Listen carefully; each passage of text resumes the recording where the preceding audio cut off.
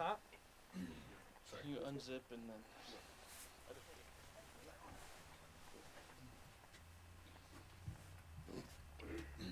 Sorry. That's good.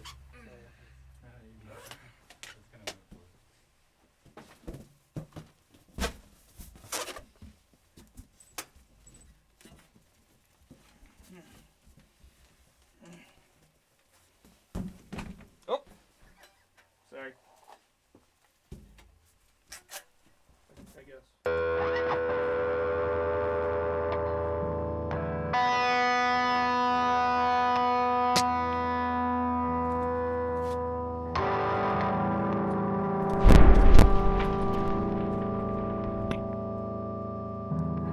Hello. Welcome to Dan Explains It All. Today we're here to talk about XS-V2. XS-V2 is the version 2 of XS version 1, which we don't have to worry about. We're just going to talk about what this one does. Really, we're not going to worry about anything. We're just going to hear some sounds. It's a distortion and a modulation, and a distortion and a modulation. Let's get into it. First thing you're going to do is plug in your XS to 9-volt center negative power. Make sure your power supply can provide 125 milliamps, something like that. It's in the manual. Check it. You're going to plug your input over here, plug your output over there. You're going to establish your clean sound. It's important. Then you're going to check out the distortion.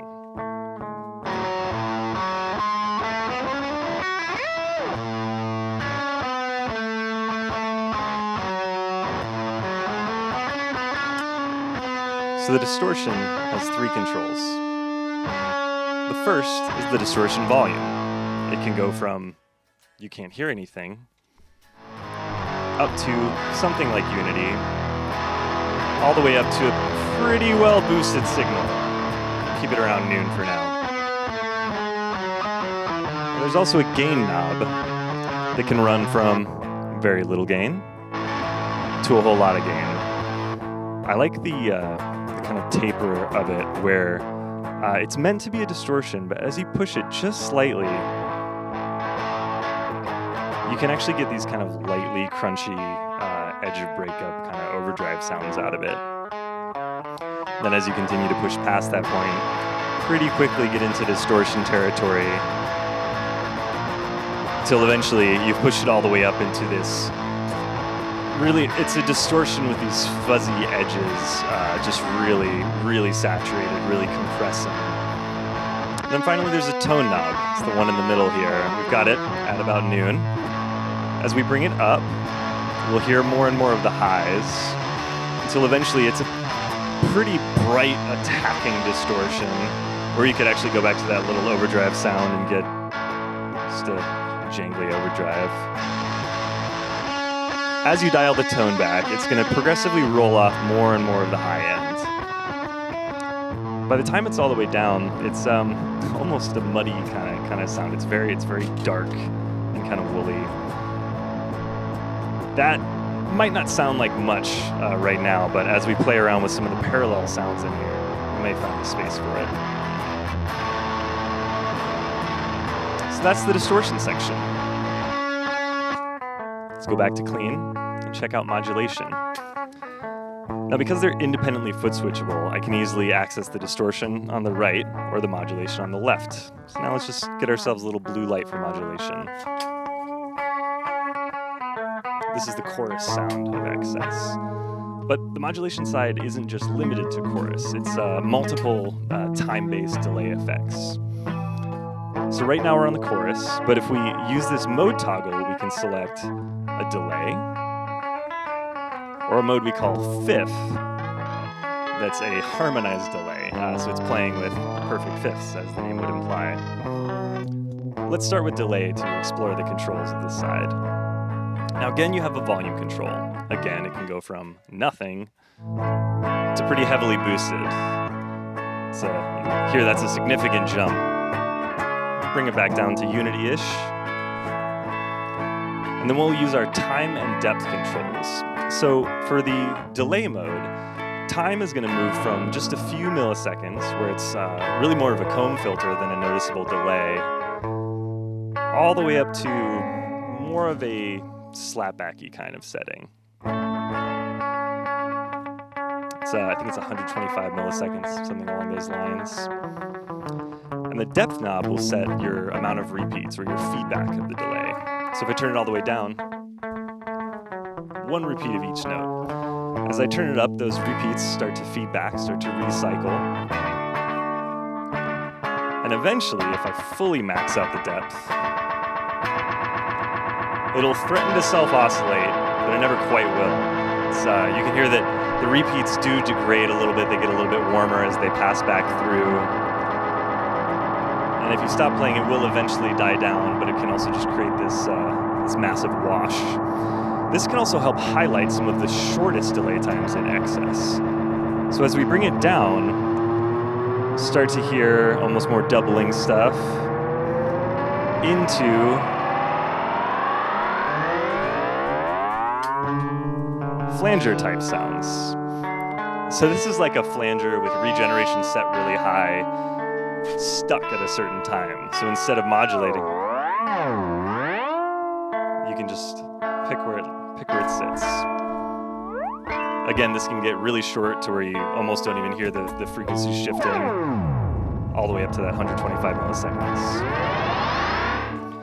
So you can kind of think of that as like the core sound that helps us unlock everything else. If we switch to chorus mode, it's a short delay that's modulating now. So the time becomes a rate control. I'll max out my depth so you can really hear it. I put it all the way down, super slow chorus, very subtle kind of shimmer. As I push it harder, higher, we get totally wackadoo sounds. Very fast.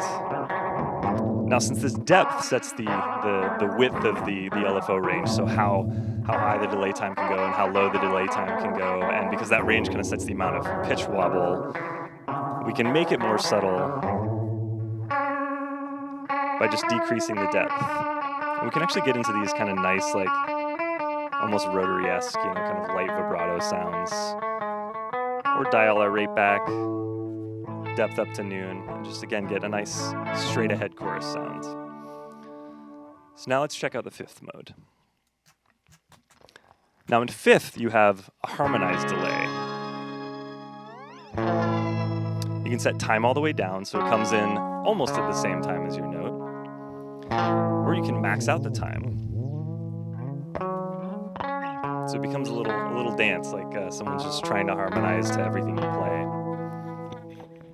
This is actually based on a little Easter egg that was in XSV1. I know I said we weren't going to talk about it, but I feel like I have to. So basically, if you maxed out the repeats in the delay mode, it would do this secret little thing where it would start harmonizing up to a 5th. So we wanted to make that its own mode this time. So we flip it to 5th, and now you have the harmonized delay, and you have control over the feedback. See, where previously you wouldn't be able to set the feedback of this mode, now you can add repeats. And there's actually some more secret kind of harmonization stuff happening in the background, so that it will modulate the 5th up to an octave, and then that'll move up another 5th. So basically you have 5ths and octaves of your 5th. So you'll hear, the initial note, and then it'll just climb from there. So you can actually bring time all the way down, and it'll just kind of bloom until the harmonies are so high that they disappear. So this one doesn't get as close to self-oscillation as the main delay mode does, simply because as it harmonizes further and further upward, it just can't really reproduce. Maybe it is reproducing it and we just can't hear it. So maybe, I don't know, ask your dog. So those are the 3 main modulation modes. Now let's get to the fun part. We have 2 foot switches. We can use both sections at the same time.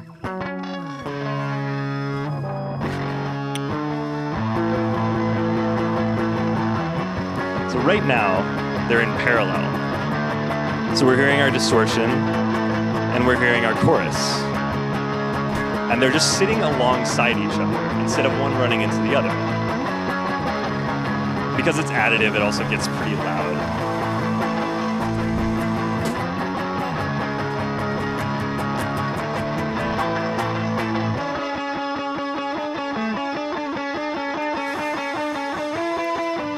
So the fun thing about a parallel setting like this is you can get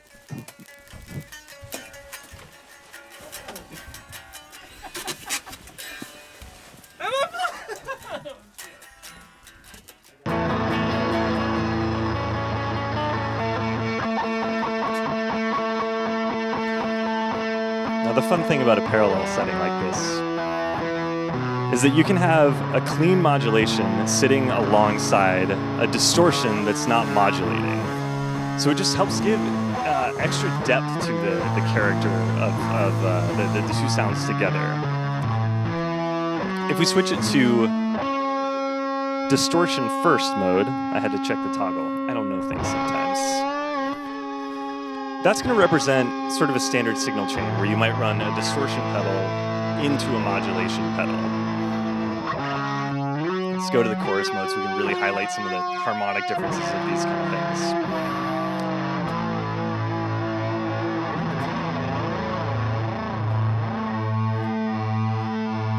So by running the distortion first, we're kind of creating this dense, saturated, harmonically rich thing, and then further making it shimmer using this almost flanger-like chorus. And you get a really intense effect out of that. You could also switch it to modulation first. And you'll notice that even though those are the same distortion and chorus sounds, it greatly changes the character simply by changing the order. So now the chorus is creating the kind of shimmery, clean sound. Just as a reminder, that's what the chorus sounds like. But then when we slam that into a distortion, suddenly it's all getting compressed and squashed, and it's really rounding off a lot of the edges of the chorus and just creating this really intense wash, but it's intense in a different way than this very kind of swooshy sound of the distortion running into the chorus. So there's a lot to be coaxed out of these two sounds simply being put in different orders. And again, we can switch it to parallel, and you'll notice there's a volume boost when I do that.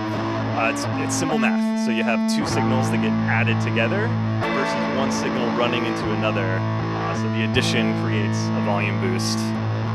Series the other way, parallel, little boost from that.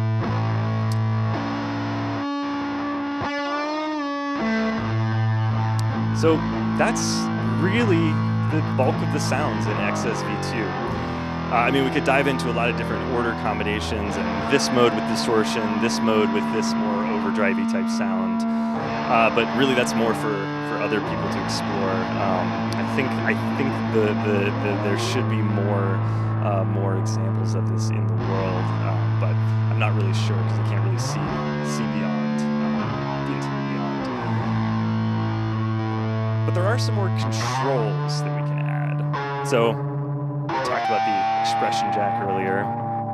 Maybe we did. I don't know. But I want to get into it now. So I'm going to use the Old Blood Noise Endeavor's expression ramper to change some controls on the fly without using their individual knobs.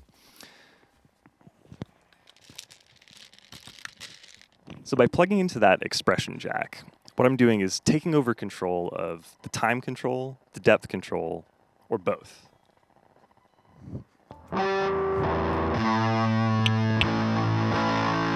Thought the expression ramper was noisy, but I think we just had a call coming from inside the house. So I can control either the time, the depth, or both by plugging in an expression control. We'll highlight just the modulation section so we can hear that, because there's no expression control over the distortion section. It's only the modulation section. So I should be able to turn this knob and have a couple different things happen at once.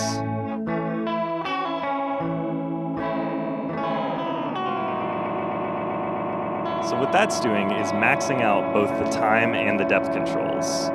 As I bring it down, it's bringing both of them down simultaneously So you can get some different textures by using it that way.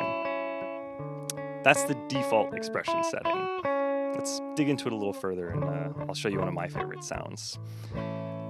So to set how you want the expression to act, the first thing you're going to do is hold down both foot switches.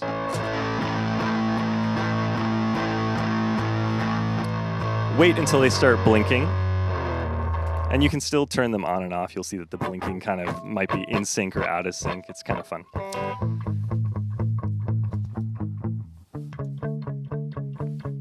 Let's get back to that delay sound. Actually, let's do a chorus sound. I've got an idea. So while they're blinking, when they first start blinking, you're going to be setting your expression heel position. It's the all the way down position. For that down position, I think what I want is a slow rate, so a low setting on the time control, but a lot of depth, so that we have a kind of slow shimmering chorus. Yeah, that's good for an all the way down setting. So now to set the toe position or the all the way up setting, hold down both foot switches once more. Your lights will start blinking faster. Kick that distortion back off. Now that they're blinking faster, we know that we're setting the expression all the way up setting. So what I want here is actually a lower depth, but a higher time. So we can get more into that kind of rotary-esque sound. And this is one of the fun things about being able to calibrate expression in this way is you can have both controls active, but acting in opposite directions as you move one expression control. So we're going to lock that in now, just once more. Hold both your foot switches. Lights stop blinking, so that's how you know you're done calibrating expression. So now I should be able to turn this knob and move from that rotary-esque kind of vibrato-y sound down into the deeper, wider chorus sound. Since we've got the expression ramper, I could even treat it almost like a Leslie, where the kind of you have like a slow rate and you can ramp it up to a fast rate and ramp it back down. So if we set our A position all the way down, B position all the way up, and the rate, I don't know, there-ish, set it to the one-shot mode. Slow chorus when it's pink, and then slowly shift. We'll make that rate a little bit slower so we can hear the transition more.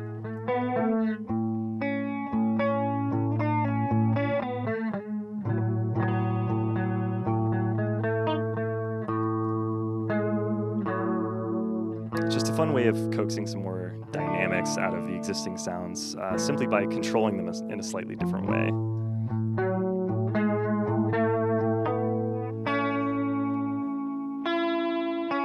So that's it as far as the external control set and kind of the sounds of excess. While we're here, I'm just going to do one thing real quick.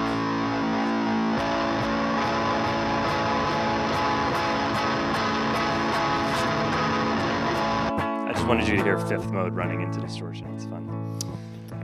So I think the final thing we need to talk about is that there's actually one more control hidden inside the pedal. It's a trimpot where you can control the mix of the modulation side. So how it's set right now is sort of a 50-50 mix of your dry signal, which might be distorted or might be clean depending, and the modulated signal. But by opening it up and turning that trimpot, we could set it to a full wet mix. We can make it a little more subtle by having like a 75 dry, 25 wet, something like that. So let's open it up and see what we hear. So by accessing this little trimpot here, we can set that mix. I'm actually going to switch to the chorus mode so we can really hear it.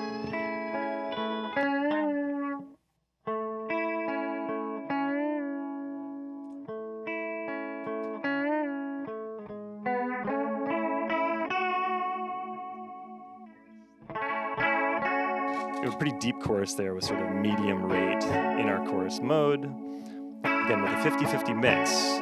But now, by turning this trimpot up,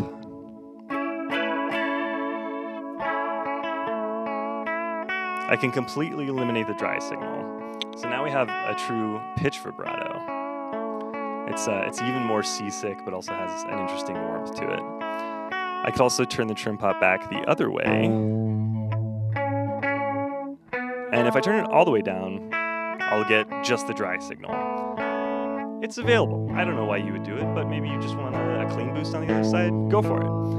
Or I could turn it up a little bit and have a chorus that's still shimmery, but just a little less intense than that kind of 50-50 mix. I'm gonna go ahead and max it out, just so we can play around with that full wet mix.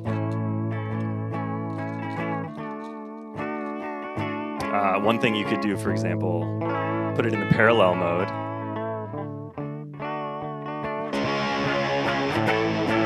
Get a distortion sound, and then do like a 5th delay.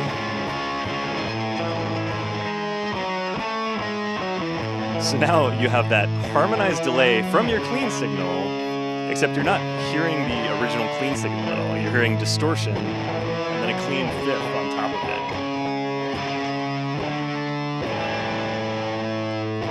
You do the same with the main delay mode.